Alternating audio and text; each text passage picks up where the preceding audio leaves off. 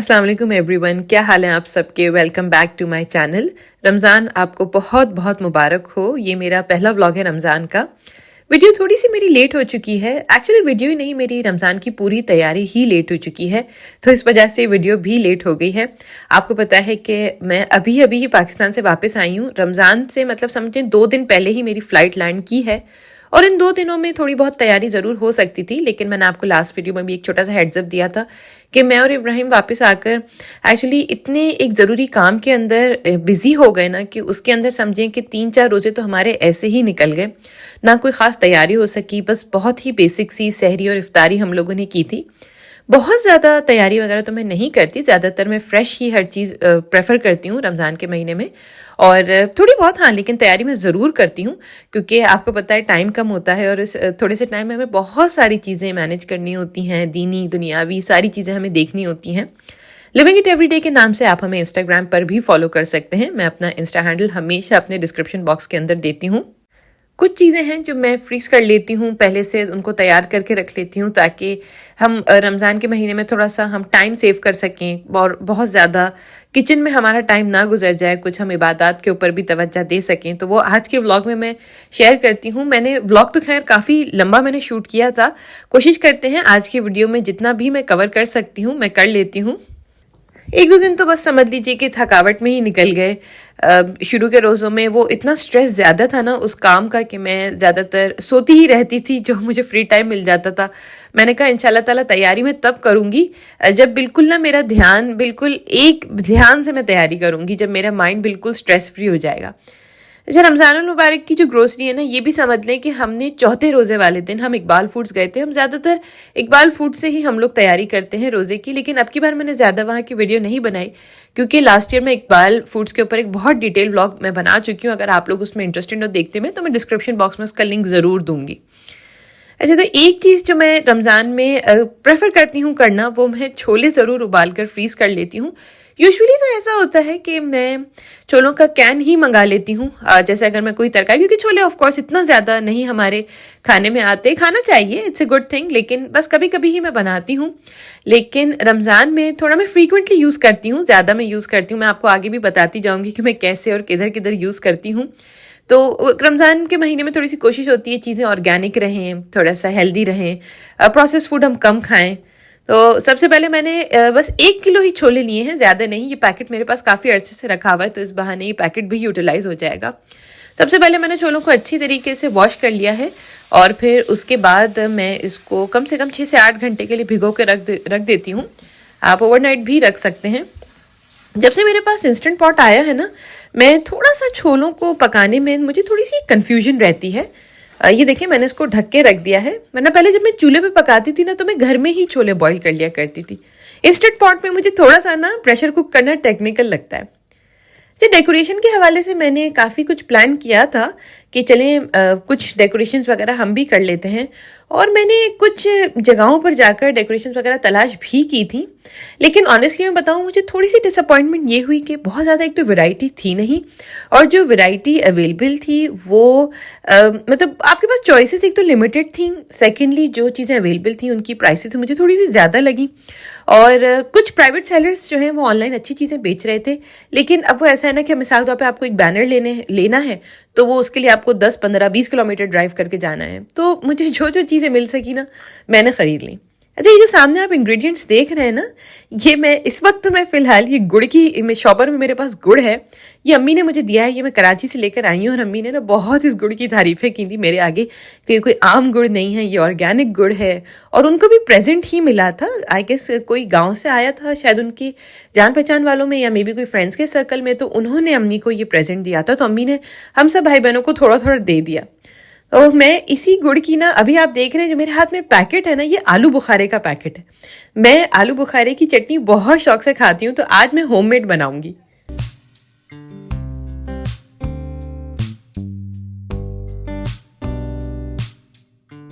अभी मुझे ना अपनी वीडियो रोकनी पड़ रही है।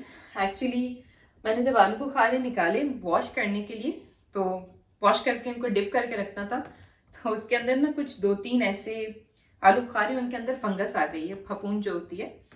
अब नहीं बना रही। अब मसला ये है कि ये लाए हम इकबाल स्टोर से, तो इकबाल स्टोर काफ़ी दूर है हमारे घर से। अभी छोटा सा पैकेट $3 का आया था। अब इतने छोटे से पैकेट के लिए इतनी दूर होता क्या है कि प्लान होता है कि इतने से इतने वक्त में मुझे ये चीज़ शूट करनी है, ये चीज़ बनानी है, और इंस्टा का भी कंटेंट में साथ साथ शूट करती रहती हूँ।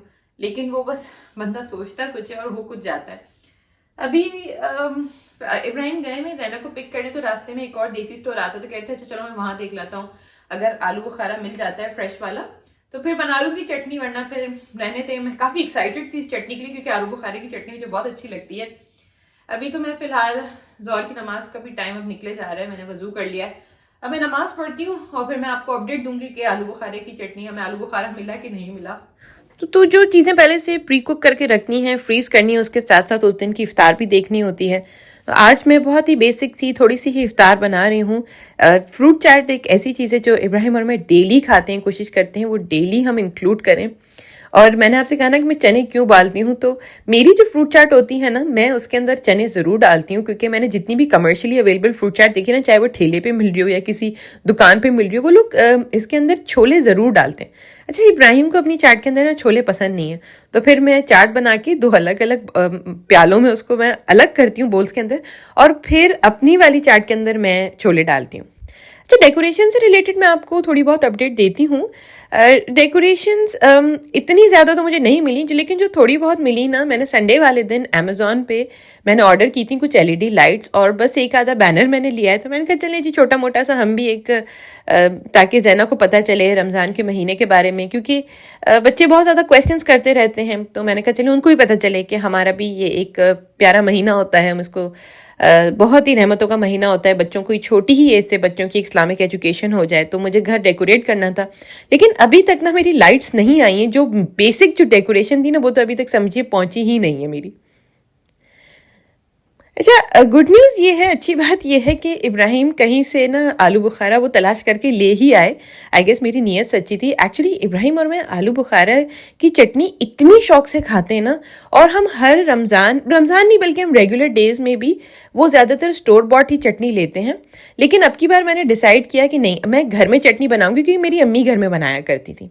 ये मैंने कोई समझे 1 पाव या 250 ग्राम आप कह लें, मैंने ये गुड़ को मैंने मेजर कर लिया है, और गुड़ और आलू बुखारा दोनों आपको कम से कम ओवरनाइट पानी में सोक करके रखना है, और ये दूसरे दिन चटनी बनेगी, या आप चाहें तो 6 से 8 घंटे भी सोक कर सकते हैं। अच्छा, मुझे किचन की ना एक डीप क्लीनिंग करनी थी, लेकिन ऑनेस्टली बताऊं, एक दफ़ा जब रमज़ान स्टार्ट हो जाते हैं और थोड़ा सा मामूल बन जाता है ना, फिर वो बहुत सफाइयाँ वो फिर नहीं हो पाती रोज़े के अंदर, क्योंकि आप खाना भी देख रहे होते हैं, बच्चों का रूटीन भी देख रहे होते हैं। तो कोई बहुत ज़्यादा डीप क्लीनिंग नहीं, लेकिन हाँ, एक बेसिक से थोड़ी सी एक्स्ट्रा क्लीनिंग मैं कहूँगी वो मैंने ज़रूर अपने किचन की है। मेरी ये वुडन कैबिनेट्स हैं, तो ऐसे कोई गर्म पानी वगैरह से मैं नहीं साफ़ कर रही। बहुत ही मैंने थोड़ा सा ही इसको गीला किया है, और उसको अच्छी तरीके से मैंने निचोड़ कर मैं इसको कपड़े को मैं बहुत ही जेंटल हैंड्स के साथ अपने किचन को क्लीन कर रही हूँ।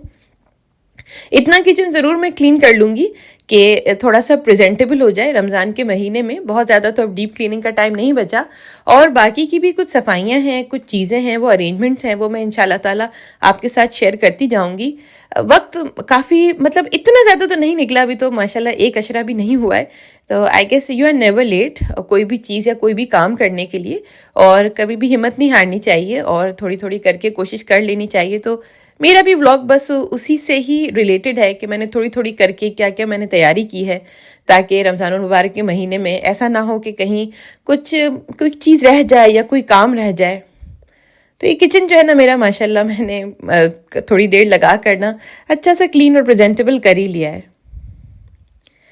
जब उस दिन फिर हम लोग इफ़्तार, मैंने आपसे कहा ना बहुत ही थोड़ी सी और बेसिक सी हम लोग इफ़्तार से फ़िलहाल रोज़ा खोल रहे थे, क्योंकि ग्रोसरी ही हम लोग नहीं लेकर आए थे। तो ये जो वक्त होता है ना, हम लोग इस वक्त में अक्सर क्या होता है कि हम लेडीज़ वगैरह फ्राइंग में हम उसको वेस्ट कर देती हैं, या हम कभी कभी टेबल से जाने में हम वेस्ट कर देते हैं। लेकिन मैं सबको ये कहती हूँ कि ये इतना कबूलियत का एक वक्त होता है। आप कोशिश करा करें कि रोज़ा खुलने से 5-10 मिनट पहले ही आप अपना पूरा टेबल सेट कर लें, और फिर बैठ के खाने के बिल्कुल सामने ना आप अल्लाह ताला से अपनी तमाम हाजतें, हर बात आप अल्लाह ताला से पूछें, डिस्कस करें, और जो आप दुआ कहते हैं मांगे ना, ये बहुत कबूलियत का वक्त होता है। अल्लाह ताला ज़रूर आपकी सुनते हैं।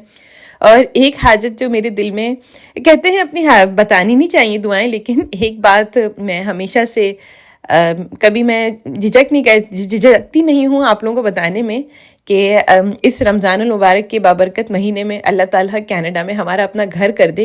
ये एक ऐसी दुआ है जो मैं अल्लाह ताला से हमेशा मांगती रहती हूँ और मैं बहुत पॉजिटिव और उम्मीद हूँ। इब्राहिम कभी कभी थोड़े से वो हो जाते हैं कि पता नहीं हमारा कब घर होगा, लेकिन मैं अल्लाह ताला की ज़ात से कभी भी मायूस नहीं होती और मैं हमेशा अल्लाह ताला से ना दुआ मांगती रहती हूँ। अच्छा, जैना के ना माइंड में बहुत सारे सवाल आते हैं रमज़ान से रिलेटेड कि फास्टिंग क्या होती है, आप लोग रोज़ा क्यों खोल रहे हैं। तो हम जैना के सारे सवालात के जवाब देते हैं, उनसे बहुत इनकरेज करते हैं कि वो भी हमारे साथ इफ्तार में पार्टिसिपेट किया करें।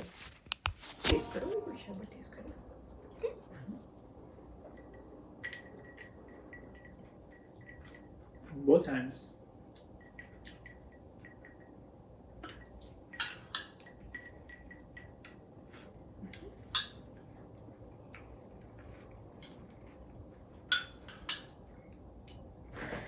यूजुअली इफ्तार करने के बाद ना मुझे नींद बहुत आती है, मतलब सुस्ती सी आ जाती है, तो मुझसे ना काम इतना होता नहीं है। ये मैंने सहरी की वीडियो बनाई है, तो मैंने आपसे कहा ना अभी फ़िलहाल कुछ दिनों से कोई ख़ास सहरी या इफ्तार में इतना एहतमाम नहीं हो रहा, बहुत ही बेसिक सी मैं सहरी बना रही हूँ। लेकिन अगर कुछ मैंने एहतमाम किया ना तो मैं आपके साथ ज़रूर शेयर करूँगी।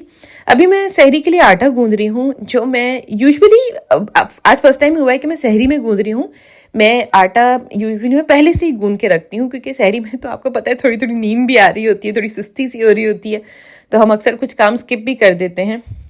तो ये इब्राहिम को ना मैं थोड़ा सा बहुत तक फोर्स ही कह ले मैं क्या करती हूँ कि नहीं आप होममेड रोटी खाया करें। सहरी में रोटी न्यूट्रिशियस होती है, घर की जो बनी हुई रोटी होती है, और वो आपका पेट भी भर देती है, आपका रोज़ा आसान कर देती है। इब्राहिम कभी ब्रेड खा लेते हैं, लेकिन फिर कहते हैं नहीं मुझे रोटी खा लेनी चाहिए थी। अभी एक काम जो मुझे कल रात को कर लेना चाहिए था ना, कि मुझे छोले उबालने रख देने चाहिए थे, लेकिन मैंने आपसे कहा ना कि मुझे रोज़ा खोलने के बाद बहुत बड़ी सुस्ती सी आ जाती है, तो मैं अक्सर लेट जाती हूँ। लेकिन चलिए खैर है, छोले जो हैं वो अच्छी तरीके से भीग गए हैं, मैं इसको प्रेशर कुक करने के लिए रख रही हूँ। 8 मिनट के लिए मैंने प्रेशर कुक किया है, और क्योंकि मैंने सहरी में किया है ना तो मेरे पास काफ़ी टाइम है कि मैं इसको नेचुरल रिलीज पर ही मैं छोड़ दूँगी।